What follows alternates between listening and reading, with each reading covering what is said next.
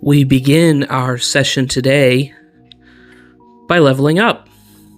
Hey! All right. About time. About time? What do you mean about time? It's only been 2 sessions. I know, it's just I miss having the subclass feature at first level. Having to wait till 3rd level is a little bit tougher, but at any rate, I'm excited to just level up at any time. Yeah, I get what you mean there, Avery. It can be hard, especially in this new edition where the subclass doesn't come until later for those ones that used to get it at 1st and 2nd level. For our audience out there, leveling up is when a character reaches a goal and increases in character level, which allows the character to receive additional hit points, spell slots, new class features, and other benefits. The goal is achieved in 2 ways, either by gaining the proper amount of XP or by achieving a milestone in the story. For the Archives of Domaselum, we are playing with milestone leveling, with our characters having reached a certain part of the story that will allow them to level up. And so, Gineod, we'll start with you. What level are you taking next? Yeah, I'm going to take my 2nd level in Barbarian. Okay, Barbarian gets some good things at 2nd level. Why don't you describe that to us? Yeah, Barbarian gets 2 features in particular. The first one being Danger Sense, which is that you have advantage on dexterity saving throws unless you have the incapacitated condition. And the second one is Reckless Attack, which is when you make your first attack roll on your turn, you can decide to attack recklessly. In doing this, it gives you advantage on attack rolls using strength until the start of your next turn, but attack rolls against you have advantage during that time. Okay, very cool. So why don't you go ahead and roll your hit points, Gineod. As a Barbarian, you get a D12. I rolled a 7, and then it's +4, which is my Constitution modifier. And then I also have the Tough Origin feat, which gives me an extra 2 HP whenever I level up. So it's a total of 13 hit points. All right, awesome, Gineod. Thank you so much. Gorzog, what about you? What are you going to do with your next character level? I am going to go with the 2nd level fighter. This level gains 2 features in particular. The first one being everyone's favorite, Action Surge, which says you can push yourself beyond your normal limits for a moment. On your turn, you can take 1 additional action except the magic action. Once you use this feature, can't do so again until you finish a short or long rest. And then eventually when you get to level 17, you can use it twice before a rest, but only once on a turn. Okay, and then what about the other feature? This one is a newer feature. It's called Tactical Mind. It says you have a mind for tactics on and off the battlefield. When you fail an ability check, you can expend a use of your 2nd wind to push yourself towards success. Rather than regaining hit points, you roll 1d10 and add the number rolled to the ability check, potentially turning it into a success. If the check still fails, this use of 2nd wind isn't expended. Oh, wow, cool. So that's cool that it doesn't expend it if the check fails. Yeah, that is a nice perk of this feature. Okay, well, as a fighter, Gorzog, you have a D10 for your hit die. That is correct. And I rolled a 9, and my Constitution modifier is +4, so that would be a 13. All right, thank you, Gorzog. Let's check in on Milcha. Milcha, what are you going to do with your 2nd character level? I'm going to go with level 2 of Cleric. I gain a prepared spell / spell slot, and I also gain the Channel Divinity feature. Yeah, I remember looking at 2024 Channel Divinity, and it's a little bit different than the 5th edition. Why don't you go ahead and tell us what that is, Milcha?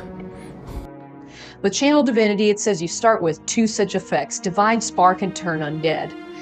And each time you use this class's channel divinity, choose which channel divinity effect from this class to create. You gain additional effect options at higher cleric levels. You can use this class's channel divinity twice. You regain one of its expended uses when you finish a short rest, and you regain all expended uses when you finish a long rest. If a channel divinity effect requires a saving throw, the DC equals the spell save DC from this class's spellcasting feature. And it specifically has two options currently. The first one is Divine Spark, which says as a magic action, you point your holy symbol at another creature you see within 30 feet of yourself and focus divine energy at it. Roll 1d8 and add your wisdom modifier. You either restore HP to the creature equal to that total, or you force the creature to make a Constitution saving throw. On a failed save, the creature takes necrotic or radiant damage, which be my choice, equal to that total. On a successful save, the creature takes half as much damage rounded down. You roll an additional d8 when you reach cleric level 7, 13, and 18. And the second one is Turn Undead, which says as a magic action, you present your holy symbol and censure undead creatures. Each undead of your choice within 30 feet of you must make a wisdom saving throw. If the creature fails its save, it has the frightened and incapacitated conditions for 1 minute. For that duration, it tries to move as far from you as it can on its turns. This effect ends early on the creature if it takes any damage, if you have the incapacitated condition, or if you die. Okay, very cool, Milcha. Well, as Cleric, you have an extra D8 to add to your hit points. Why don't you go ahead and roll that for us? Okay. I rolled a 5 plus my Constitution modifier, which is 3.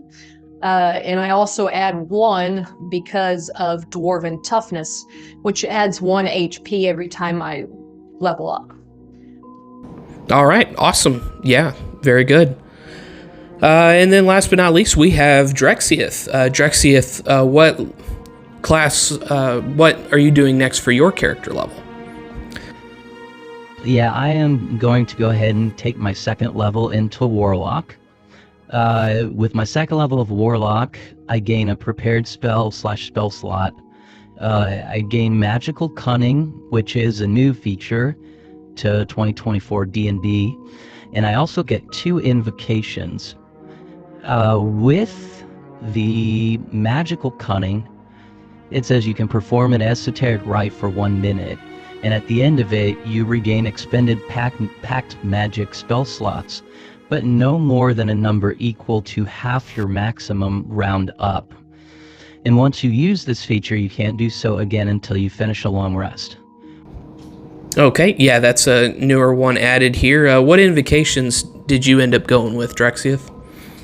I get 2, and so I went with Agonizing Blast. And with Agonizing Blast in 2024, it doesn't just apply to the Eldritch Blast, it applies to any Warlock cantrip of your choice. And so with choosing Agonizing Blast, I decided to use it with Acid Splash. And so it says choose one of your known Warlock cantrips that deals damage. You can add your Charisma modifier to that spell's damage rolls. You can gain this invocation more than once. Each time you do so, choose a different eligible cantrip. And the second one I went with is Devil's Sight. You can see normally in dim light and darkness, which I already could do that, but it's both magical and non-magical within 120 feet of yourself. Okay, yeah, very good. Pairs well with the darkness spell, and I'm wondering if you're eventually going in that direction. Yeah, I was considering it, but I'll go ahead and roll my hit points. It is a D8. And I rolled a 3, and my Constitution modifier is a 3, so that's another 6 hit points for me. Okay, very good. Well, thank you guys for running through that for us, and now we'll go ahead and get on with the session.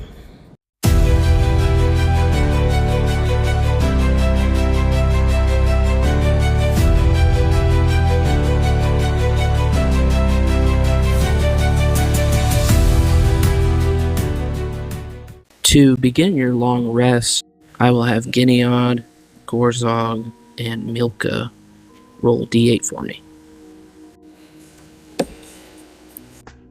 I rolled a 1. I roll a 5. I rolled a 2. Okay. Gineod, as you drift off to sleep, which comes very quickly for you here in the evening time after your battle in the Coliseum, you begin to see images of Yatzer and that last glimpse of him that you saw before you were shunted from the Eternal Comor.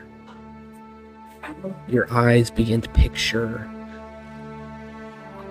the meteor forming around you. The last visual you have of seeing the space and the stars and the galaxies amidst it. And as you're peering upon those stars, you begin to see the rocks of the meteor cling to you. And one by one, as they cling to you, you watch until it fully encases you. In the midst of what you see, you also feel the heat as you begin to come to an understanding, come to a sense that the meteor is descending, crashing down, coming through the atmosphere. And it's in a quick moment you feel the pounding of the meteor into the ground. And it's at that moment when you feel that you all of a sudden arise from your sleep. Breathing heavily. The thoughts are fresh in your mind from the dream. Your first dream that you've had. Is there anything in this moment that you would like to do? No, I don't think so. I think Gineod takes joy in the moment at first of seeing Yatzer. But then as he thinks about the dream going along, I think he becomes a bit fearful as the memories of the brushing descent and the meteor encasing around him to a point where he was able to see where he was going. And once he finally gets to a point where he's calmed down, I think he just goes back to sleep. Okay. Milcha, you see your home. You stand within your dark oak home in your kitchen, washing the dishes. And you notice the presence of your husband, Zephaniah.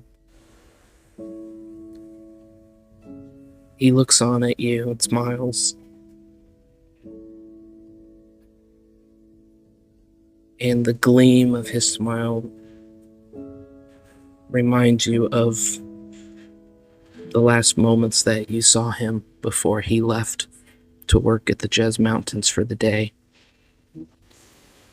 You watch as he turns from the door. Milcha feels a feeling of panic, and I'm gonna follow after him as he turns towards the door. As he turns towards the door, you start to catch up to him. And as you catch up to him, he just closes the door. And the moment he closes the door, The door blasts open, and as it blasts open, you go falling backwards.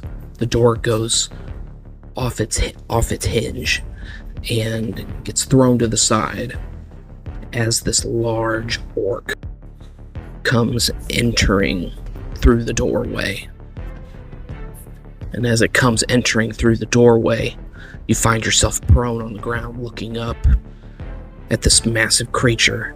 And as the orc moves forward with an axe in hand, he takes 3 large steps forward and brings the axe up to swing down at you. And that's when you wake up. Milcha, what do you do upon waking up? I think, like Gineod, I'm also breathing very heavily, probably sweating. I think Milcha checks her surroundings and is just trying to determine what's reality and what's not. And once she comes to the conclusion that it was a dream, although very vivid and very real from what she had experienced earlier, she calms a little bit. And then she looks over at a sleeping Gorzog and is reminded of the hatred that she has for the orcs, for coming into her home and for taking her from her home and separating her from everything that she loves most. And then, after stewing in that hatred for a little bit of time, I think the weariness eventually gets to her and she falls back asleep. Some more of the night passes here in Gorzog. Within the mind space of your unconsciousness, you see yourself marching with the rest of your orc battalion. You can see the face of Merconus, the dragonborn child of Zorakus that you had come here to meet, to bring the news of the destruction and subterfuge of Maxon and the intel around the Jez Mountains. And you see in this moment the blank expression of Merconus looking at you before you find your vision looking at the ground as you are hit from behind, very reminiscent of the attack you suffered from your battalion leader, Sumog. And as you look down at the ground, you look up to see his face. And on his face is a slight grin, the slight grin that someone would give if they know that they are getting away with something. In an instant, he uses the bottom hilt of his weapon to smack you across the head again, and you wake up quickly. What is now going through your mind in this moment? Gorzog is clenching his fists in frustration, in anger, to the blindsidedness of Sumog. Revenge and hatred fills his heart as he thinks about what was done to him. I think he walks up to the bars, and upon clasping the bars with his hands, he takes in the reality that the champion feared, that did so much to get to that position next to him, lost it all because of the betrayal of one orc. And after stewing in that and thinking about that, he eventually finds himself falling back asleep. Okay. As you fall back asleep, you all complete a long rest, so you can all go ahead and regain all of your abilities. And our story comes to Drexiath. Drexiath, you wake up in the midst of your room. It is the morning of the 21st day of Miphrea. What would you like to do? I immediately look to the book. Is it still there on the shelf? Yes, you look over and you do still see the book there, completely unchanged from the way you had left it. Okay. I awaken and sit up in my bed. And I open the book to see if there is anything new that has been written in it. As you pass through the pages that you have previously read, you actually come to a set of text that you've not seen before, and it's different because the text before was writing to you as you were viewing it. However, this text here has already been written before you've even seen it. And within that space is the phrase, "I have given you enhancements for your upcoming battle."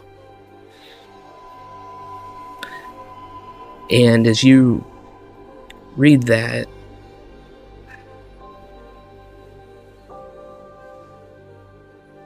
it startles you for a second, because you're now reminded of the upcoming battle that you have this evening. The battle that you explained to the prisoners that you would rescue them from. And as you're thinking about this,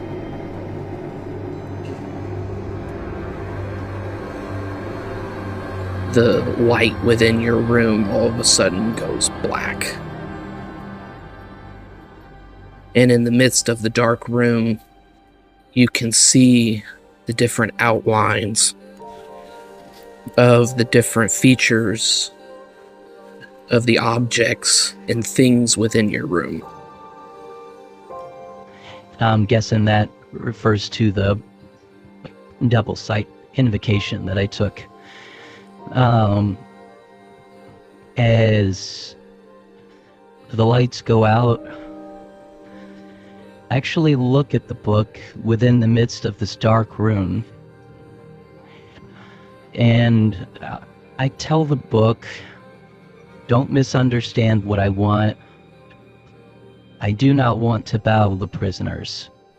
I want to free them. I do not want to remain here in Helver anymore. There is something within my soul that sees me somewhere else, that wants me somewhere else, not being here. And when I saw those prisoners down there last night, I know they didn't belong there either. What must I do? How can I get them out and avoid their bloodshed along with my own? You sit and remain for a number of minutes before you begin to see more writing appear in the book in front of you, one letter at a time. And the phrase that you see that writes to you one letter at a time says, "Gather supplies for them." And upon reading that, we go back to Gineod, Gorzog, and Milcha, currently present within their prison cells. All three of you have been awake for some time. There's been a guard remaining at each of your cells, with some guards coming and going as you sit there and wait. But it is soon where you see two other Dragonborn that enter into the prison here. Gineod, you recognize both of these Dragonborn as children of Zorakus. One male named Merconus, and a female named Janasha. And as they step in, they stand side by side. And Merconus says, "Look at these prisoners. They look weak, feeble, not ready for a battle." And Janasha looks at all of them too. He says, "Yes, I agree. The wolves may have been nothing to them, but they will see tonight what true warriors look like." "I've come to ask you, prisoners, do you have any last words before you die tonight?" Gorzog actually gets up from his prison, walks up to the bars. "I'm sorry, you're not the first one to come here to try and intimidate us. I have already pledged the deaths of both of you and your brother." And it's at this moment they both look at each other. And Conan says, "Wait, you said we are not the first." Gorzog, why would you say that? No, you are not the first. And you know what? Whether you were the first or whether you are in your position now, where you are behind your brother and intimidating us, you will still die the same way. Janasha looks at Merconus with surprise. "Do you really think that Drexiath came down here to talk with the prisoners?" Merconus comes up to the bars. "So did he come to tell you that you will meet your fate of death?" Yes, that's totally what he did. He had no other intention other than that. Milcha, go ahead and give me a deception check. I rolled a natural 20. All right, awesome. Merconus looks back at you and now takes his attention away from Gorzog and now walks up to you. You show a lot of frustration with the orc over there. I'm sure it would be relieving for you to see his head split upon a sword.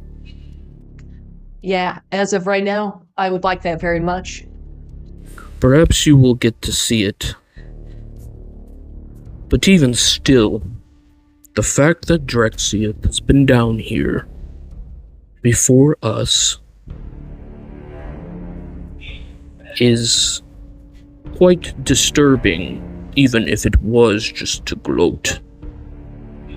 Even if it was to speak your deaths before they happen. To be quite honest, Drexiath has been a thorn in the side of me and Janasha.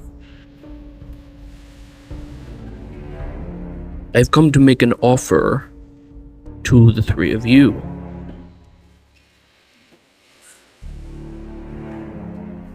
Whichever one of you kills Drexiath, we will let you live. And we will bargain with Father to let you remain alive and willing to serve. You might as well just forget that deal. I've already told you I plan on striking all three of you down where you stand. Well, think about it, Orc. You had everything in your little Orc village, champion of Feared, and it was all lost. Don't you want some revenge? Of course, I ponders on that for a little while as he goes silent. So, you want us to kill your brother, and whichever one of us succeeds, you would let us live? That is the deal. The offer remains. I suggest you think about it and make your decision on the battlegrounds tonight before your death is met in an untimely manner. Good luck tonight. Both of them turn around and they walk back up the stairs, leaving the prison. After they leave, I shake my head at Gorzog in complete disbelief that he almost spilled the beans about what Drexiath's true plan is. I think as you're shaking your head, I can get a sense of what it is that you're really frustrated with. And say to you, Milcha, you really think that run is going to be able to get us out of a whole city filled with Dragonborn? You are so delusional if you think of such things. Huh, delusional. I'm actually really impressed that you know that word. Gorzog growls as he hits his hand against the bar of his prison cell and glares at Milcha and sits back down in the back of his prison cell. Regardless of whether they knew or not about what Drexiath is doing, the fact that they want us to go after him directly, I can tell now why he wanted to get us out, why he wants us to leave. Yeah, I agree, Gineod. I must admit, I did not think about Drexiath's proposal being as sincere as it was. I don't feel like you can ever trust these kind of humanoids. And I must admit now, after hearing his siblings, I think he desires to leave, truly.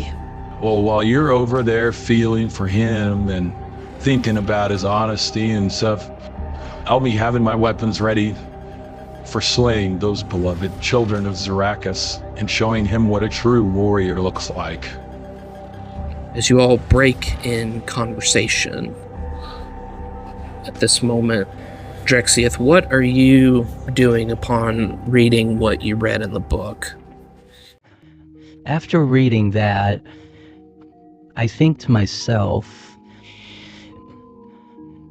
where I could find the proper supplies that the book is referring to, and is there any kind of like barracks or walkers or maybe even like an armory, something that would have some different survival needs, kits, things that an adventurer would take on their journey. There is an armory here within the mountain where you could find some various supplies. And while it is nothing great per se, it does meet the survival needs, as you know that a lot of the more powerful things come to the horde of Zorakus. But you do know that there is an armory that does contain some different survival items. Okay. I think I'll go to the armory and see if there is anything that I can do to get some extra equipment. Okay. As you walk through the mountain, you pass through several halls, descend down multiple sets of stairs, and as you come to the level that the armory is on here, you come to it seeing that there is a guard that stands in front of the door. What do you wish to do, Drexiath? As I approach the door of the armory, I look at the guard, and when I look at him, I say, "Hello, I would like to see what is here in the armory for potential use in the battle today." Master Drexiath, the guard says, "I am sure your father has a proper place where you can get more and maybe better equipment than this. Why would you want to seek the armory here for the rest of the military of Zorakus?" I know he has options for me and my siblings that may be stronger and more heavy duty for battle, maybe even more ceremoniously, but I really want to prove to my father and to my siblings that whether I have something strong or whether I have something that the common soldier gets, that I can still be a warrior nonetheless. Go ahead and make a deception check, Drexiath. I rolled a natural 20. Wow, 2 natural 20s today, man. That's crazy. Drexiath, the guard, looks at you. He nods his head. He goes, "Very well, Master Drexiath." And he opens the door wide open, and you are able to walk in. And as you walk in, you can see a number of various items that line along the walls. Some are hung up, some are on some weapons are on weapons racks. There are some armors that are on mannequins. And you do also find some other survival supplies next to some various chests. Are you wanting just to search the room and see what all you can gather here? Yes, I will do that. Okay, go ahead and make an investigation check for me. I rolled a dirty 20. Okay. You are able to see a number of different supplies that's available here to take. And one of the first things that kind of catches your eye as you're looking through here, you see a number of packs. First one you find is a Dungeoneer's pack. The second thing that you find is a Priest's pack. The third thing that you find is a Scholar's pack. And then along with the packs next to them, you find a small bag filled with 4 vials. And as you look at these vials, you recognize them as the vials that the soldiers would often use to heal their wounds. So these are 4 standard healing potions. Okay. As I look around, I'm aware that I can't carry all of the different weapons and armors with me. Not to mention the suspicion it might cause as I take a lot of it.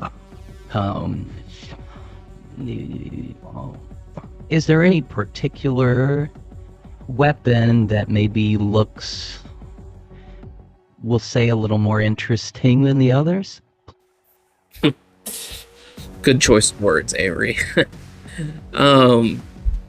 There is, in fact, one sword that stands out among the others.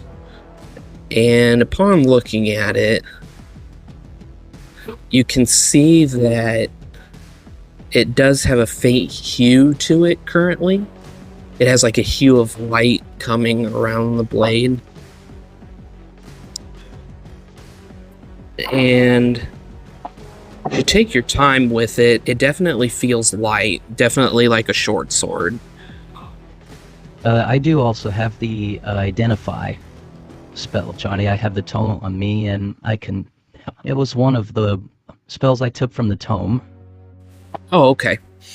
So, if you're casting Identify on it, after you take the 10 minutes to look at it and see how it is, you actually are able to determine that it is a moon-touched short sword. Okay, very cool. I will go ahead and I'll take that with me, and I think I'll just leave it at that. Okay, very good. And so, at this point, are you just heading back to your room, or are you investigating any more of the mountain? I think I am going to just head back to my room at this point. Okay. Drexiath, as you finish at the armory, you go back up to your room and you close the door. And as you're walking, you're passing by like a number of different Dragonborn here. Some are guards, some are they have more clerical duties. Some kind of just seem more of a common citizen, worker of the mountain. But nobody pays you any mind, has any suspicion of any kind, either of why you're taking these. But you make it back up to your room, and you're able to close the door. So from here, what is it that you're wanting to do? Well, now that I have the different things, I want to just organize it the best I can. That way, whenever I need it, it'll be ready to go. And I also can just take the Moon Touch sword and examine it a little bit more, and just get used to how it feels and what it looks like. You actually separate it out very well, very accurately with what needs to go with what. And it's in the middle of the time that you're looking at the Moon Touch sword. You hear a knock at your door. And who is it? You hear a voice. Isabi, your father wants to meet you and your brother and sister before you fight in the battle tonight. You shall meet within the hour. Okay, thank you, I appreciate it. Sabi's voice doesn't carry on anymore, and you can faintly hear her footsteps walking away from the door. Okay. I just continue to get ready. I just continue to get the stuff ready until the time comes where I need to meet with Father. As you do that, you get everything in its place, and you go ahead and step out of your room and begin to make the trek up to the lair of Zorakus, the Corrosive King, your father. And as you walk up there, you find yourself walking in with Merconis and Janasha already there. And your father sits along his hoard of treasure and is looking at you directly as you approach his presence. And as you step now within line of your other siblings, Zorakus says, "This battle tonight will determine much of your future as a bridge to taking the next steps to war on the Jay's Mountains." "Yes, Father, we will not disappoint you tonight." "I know you won't. I know all of you will do well tonight. What my mind currently ponders is, which one of you will stand out the most?" "It will be me, Father." "I beg to differ. I am the strongest of us." "You shall prove it. Show the prisoners no mercy tonight." Merconus looks back at you, Drexiath. "You hear that, Drexiath? No mercy tonight." "Yes, that's right. No mercy tonight, Drexiath." They both stare at you intrinsically, and your father now takes his long neck and puts his head right up next to yours, Drexiath. And he asks you, "You will not show any mercy tonight, right, Drexiath?" No, of course not, Father. Okay, I need you to make a persuasion or deception check for me, depending on if you are being honest or if you are lying. Okay, I'm going to make a deception check. I rolled a 16 plus 6, so that is a 22. Oh man, that was really good. Drexiath, as Zorakus has leaned in towards you, you can feel the warm breath coming from his snout. You can see the acid just pouring from the bottoms of his gums and his teeth, and it just drips on the floor as it sizzles.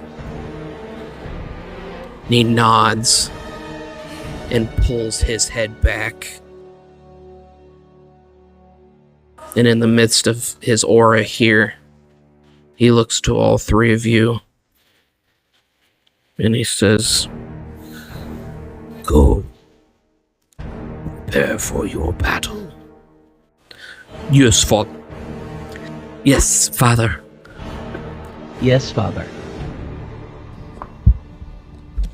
A number of hours seem to pass by as Gineod, Gorzog, Milcha, all three of you still remain in your cells.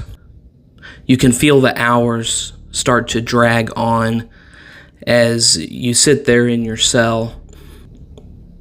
Your cell does not feel necessarily hot or cold, but with it being within this mountainous structure, you can definitely feel a lack of fresh air here within these cells. Is there anything any of you are wanting to do at this point? No, I don't think so. Milcha will scoot towards the front of her prison cell, and she calls out, "Gineod, can you hear me?" Gineod, hearing this, will scoot over towards the prison cell, puts his hand on the bars, kind of helps pull himself up, and he looks out towards Milcha. "Yes, Milcha, I'm here. What is it?" Gineod, you briefly mentioned that you were sent specifically for me. Yes, that's right. Who was it that sent you? Well, Yatzer. Yatzer was the one that sent me. Okay, so yes, I understand it was Yatzer that sent you, but who sent you? A priest? Pola City? Maxon?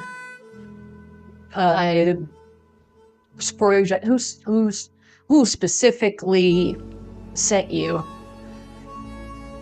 Hey, it was Yatzer. Yatzer was the one who said to me that I was sent to protect a female dwarf named Milcha.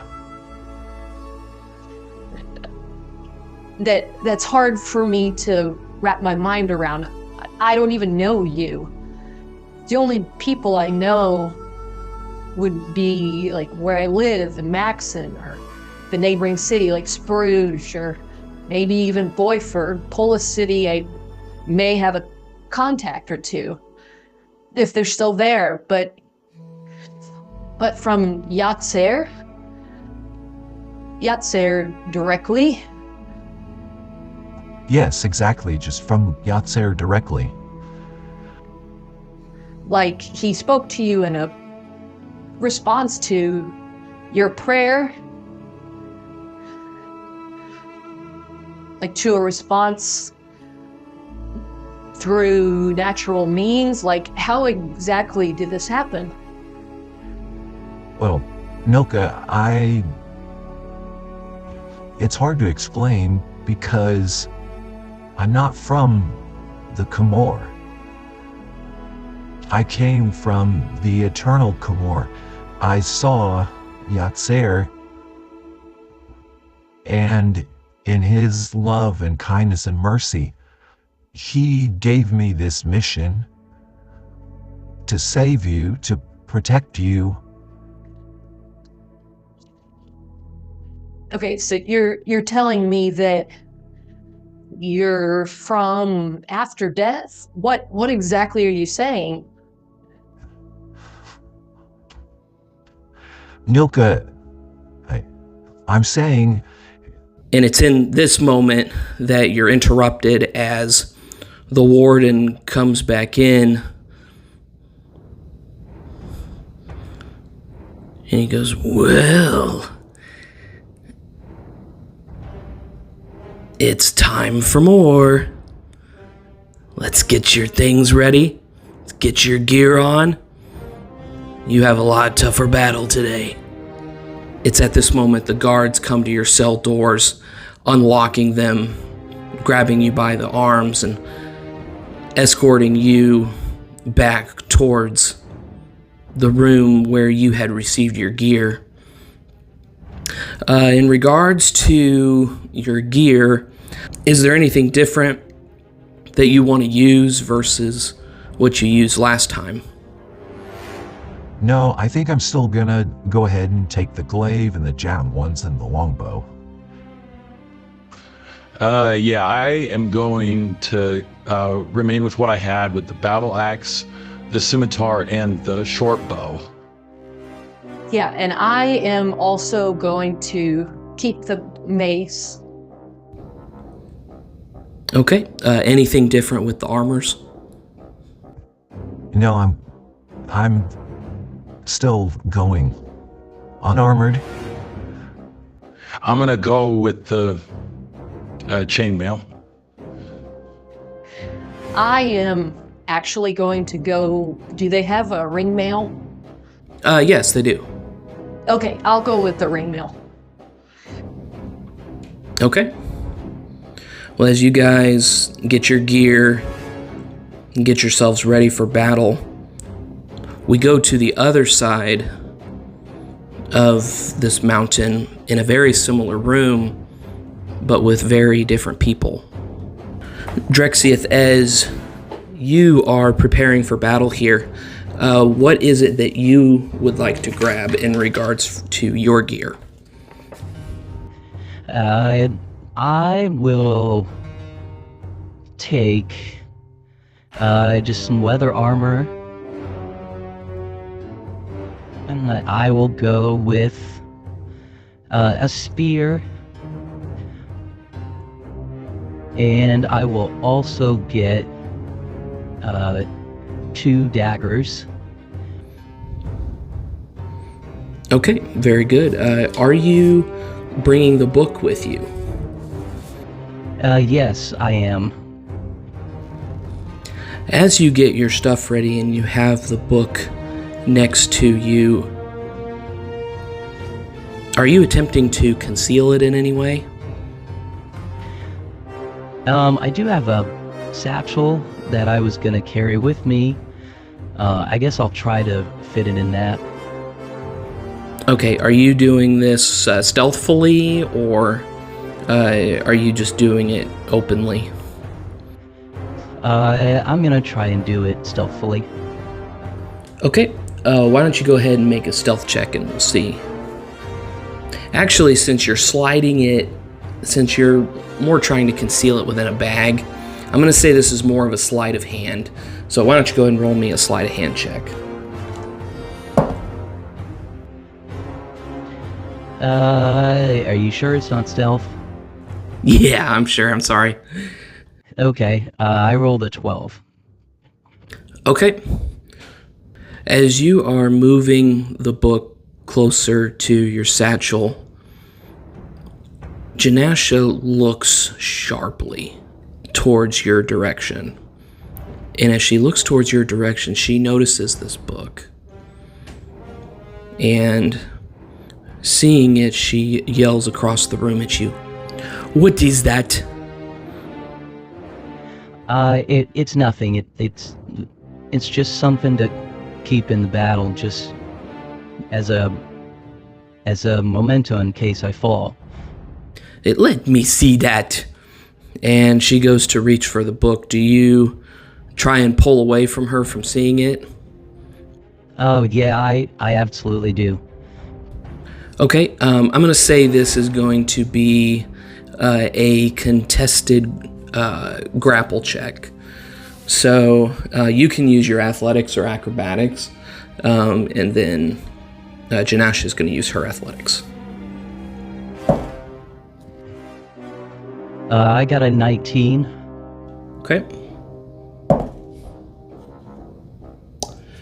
She got a 21. So as she goes, you do pretty quickly pull it away, but as you start to just pull it out of reach, like the tips of her fingers grasp it, and with what strength she has in comparison to yours, she actually pulls it away here. And as she grabs it, she opens it. As she opens it, I want to try and reach. No, don't look in there. That's private.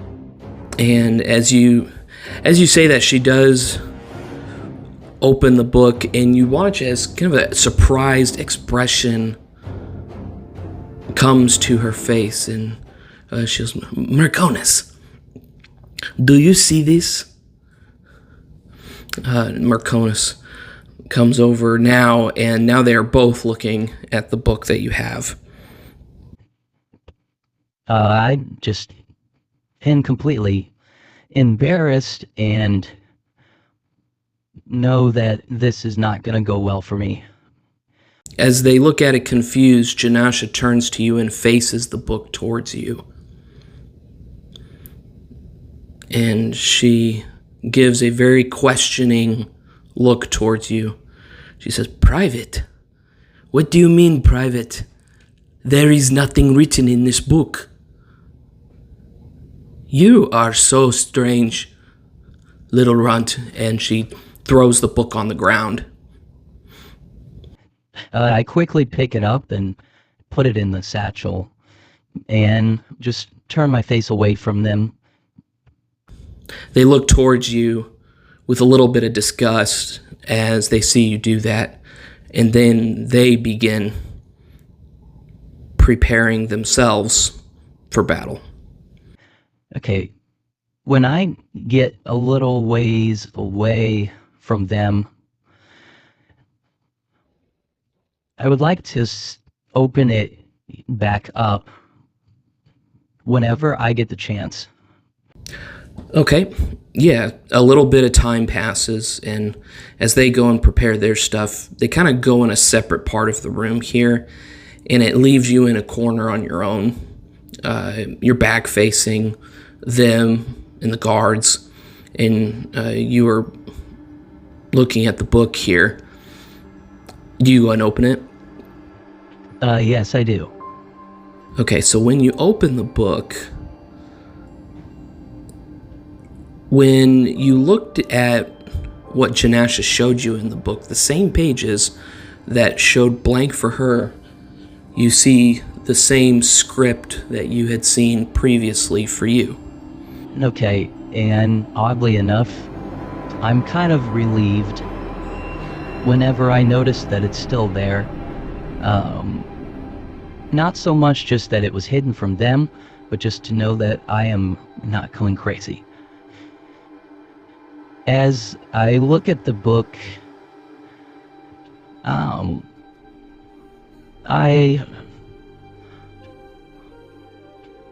kind of whisper towards it, and I just say, I don't know how this is going to turn out.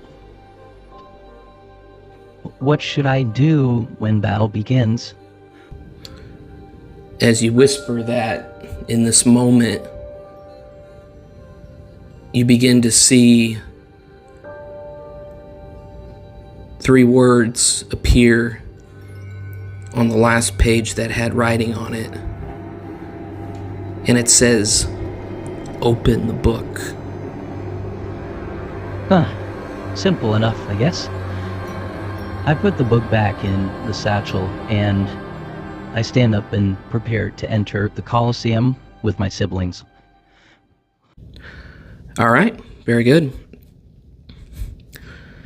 We now fast forward to the moment that the crowd was waiting for after yesterday's bludgeoning of the wolves.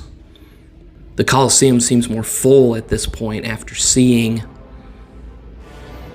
what the prisoners had done in their battles. And now there seems to be a wanting for more, an expectation and excitement around the Coliseum, seeing that warriors will be fighting warriors. The blood that is spilt will be against living humanoids. The blood that will be spilt will be living humanoid against living humanoid.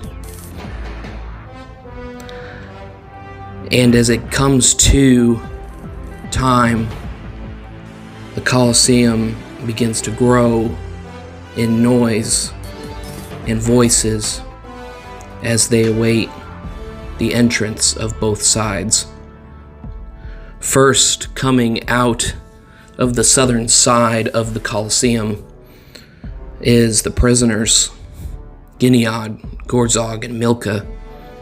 You are all ushered out into the Coliseum, shoved and pushed out with the weapons that the guards are holding. As you go out there, you see a much bigger crowd than last night. Several figures out within the stands giving boos as you come out. For you can see much of the crowd is filled with Dragonborn. And while there are mixtures of other races, they are obviously the dominance of the audience here. And they know that their own homegrown warriors will be tested in a way that they are looking forward to seeing. And it is in this moment where Marconis, Janasha, and Drexiath walk out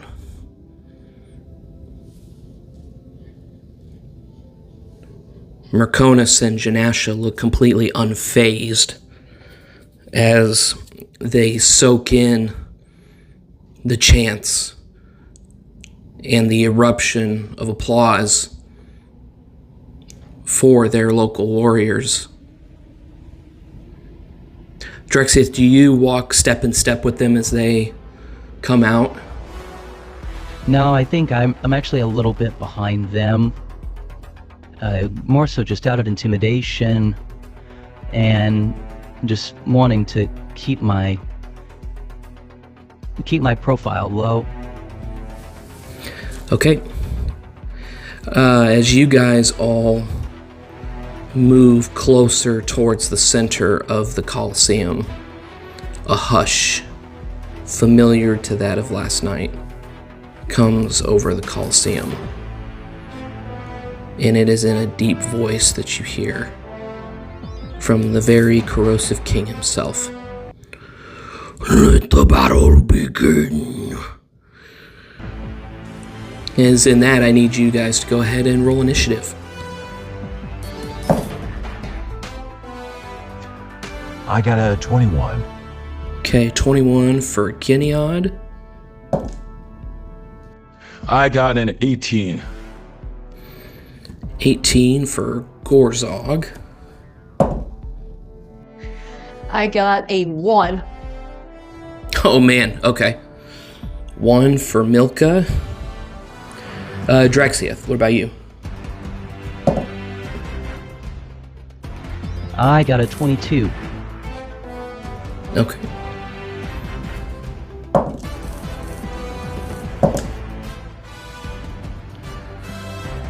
All right. The battle opens up, and Gineod, Gorzog, Milcha, you all face your dragonborn counterparts across from you. Drexiath, you are indeed face to face across from Milcha at this point.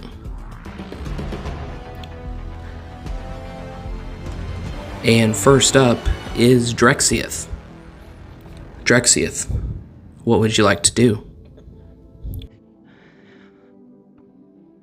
Feeling the fear and intimidation in the midst of the battle, I think instinctually, just from how I've been raised, I start to reach for my dagger.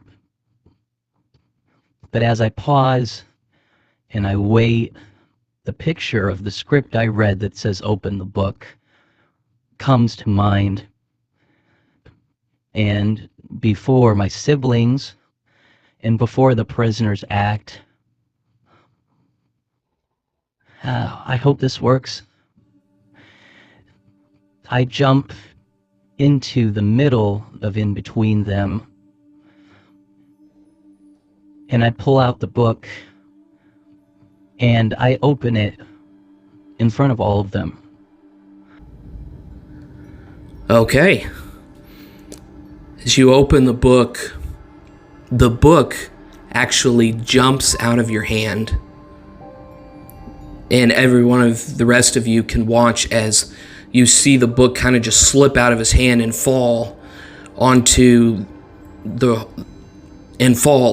ground. And as it falls onto the ground,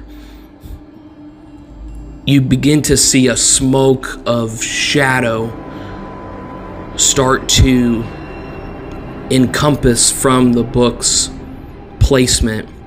And as it encompasses the book, it soon encompasses you, Drexiath, and it begins to move backwards towards Gineod, Gorzog, and Milcha. Gineod, Gorzog, and Milcha, I'm actually going to have you make dexterity saving throws for me. Oh boy, okay. I got an 8. I got an 18. I got a 14. Okay. Drexiath, what you see as the book continues to remain on the ground, as darkness comes from the book, within this, you have full vision within this cloud of darkness. And as you look behind you, you watch as these dark portals open, each one behind Gineod, Gorzog, and Milcha. And you watch as it appears behind them. It sucks them in as the three of you feel a tug from behind you, and you are pulled within this space that you cannot see. But Drexiath, as you watch them pull from the portal, you look back towards the book. And in looking back towards the book, you see these tentacles come from the pages of the book. Each one, now two, now three, and they appear to just keep coming, but they're these three large tentacles that reach out, appear to be smacking in the direction of Marconis and Janasha. And all of a sudden you hear a boom on the ground. And with as hard of an impact as it makes, whether you had sight on this creature or not, you can see from the darkness that it is your father, Zorakus, the corrosive king. And as you stand and look at him, I need you to make a dexterity saving throw as well. I rolled a 14. Okay, as you are kind of encompassed, as you are encapsulated by the vast size of your father coming towards you, coming towards the book, you feel a tug yourself pulling you backwards. And as you're pulled backwards, you watch as what you saw with your sight is now gone from you, and you appear in the middle of your room along with the three prisoners that you wanted to break out. And that is how we will end this session. Oh, so cool. I want to know what happens next. I know, Avery. It's going to be cool. Man, well done, guys. We will see what happens next time on the Archives of Domaselum.